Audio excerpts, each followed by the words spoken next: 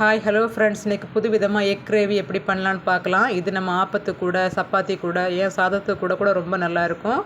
இதுக்கு நான் ஒரு வானிலையில் லைட்டாக எண்ணெய் விட்டு வெந்தயம், கடுகு, சோம்பு, கிராம்பு, பட்டை, ஏலக்காய், 5 பல் பூண்டு, கொஞ்சமாக இஞ்சி, கருவேப்பிலை சேர்த்து நல்லா வறுத்துக்கிறேன். அதுக்கப்புறமா கூடவே கொஞ்சம் தேங்காயும் சேர்த்து நல்லா முருவை வறுக்க போகிறேன். தேங்காய் நல்லா வறுபடணுங்க. வறுத்த அப்புறமா தான் நம்ம இதில் மசாலா சேர்க்க போகிறோம். இந்த ஸ்டேஜில் வரும்போது நம்ம இதில் மசாலா சேர்க்கலாம்.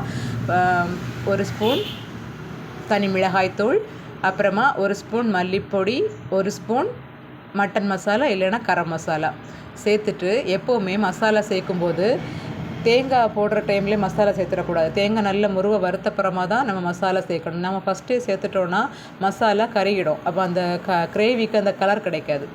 இந்த ஸ்டேஜில் நம்ம ஸ்டவ்வை ஆஃப் பண்ணிவிட்டு இதை ஆற வச்சுட்டு மிக்ஸி ஜாரில் அரைச்சி எடுத்து வச்சுக்கலாம். பாருங்கள், நம்ம மிக்சிங் ஆகிட்டு ரொம்பவே மசாலா ரொம்ப அழகாக முருவாக கலராக வந்துட்டு இதை நம்ம மாற்றி வச்சுட்டு இதுக்கு தேவையான எண்ணெய் விட்டு நம்ம தாளிக்க போகிறோம். ஒரு வானலியில் எண்ணெய் விட்டு பெரிய வெங்காயம் சின்ன சின்னதாக கட் பண்ணி வச்சுக்கோங்க. கொஞ்சமாக சோம்பு தாளிக்க எடுத்துகிட்டு அதில் இந்த பெரிய வெங்காயத்தை ஸ்லைசஸாக கட் பண்ணி இந்த மாதிரி மிக்ஸ் பண்ணி விட்டுட்டு நல்லா மிக்ஸ் பண்ணி விடுங்க. கொஞ்சம் வதங்குற ஸ்டேஜில் வரும்போது நம்ம கொஞ்சமாக உப்பு சேர்த்து மறுபடியும் நல்லா வதக்கிக்கலாம். இந்த வெங்காயம் நல்லா வேகணுங்க. நல்லா வெந்து இந்த மாதிரி கலரில் வரும்போது தான் நம்ம இதில் தக்காளி சேர்க்கணும். வெங்காயம் நல்லா வதங்கி வரும்போது இந்த கிரேவிக்கு ரொம்பவே கலர் கொடுக்கும், ரொம்பவும் டேஸ்ட்டாக இருக்கும். நம்ம இப்போ இதில் தக்காளி சேர்த்துட்டு அதையும் நல்லா வதக்கிக்கோங்க. ரொம்ப பழுத்த தக்காளியாக எடுங்க, அப்போ வந்து நல்லாயிருக்கும் இந்த கிரேவிக்கு.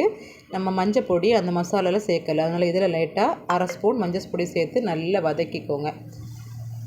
வதக்கின அப்புறமா நம்ம அரைச்சி வச்ச விழுதை இதில் தட்டி தேவைக்கு ஏற்றாப்பில் தண்ணி விட்டு ஒரு மூடி போட்டு ஒரு 10 நிமிஷம் வேக விட்டுறலாம், இந்த மசாலா ஸ்மெல்லெல்லாம் போகிற அளவுக்கு.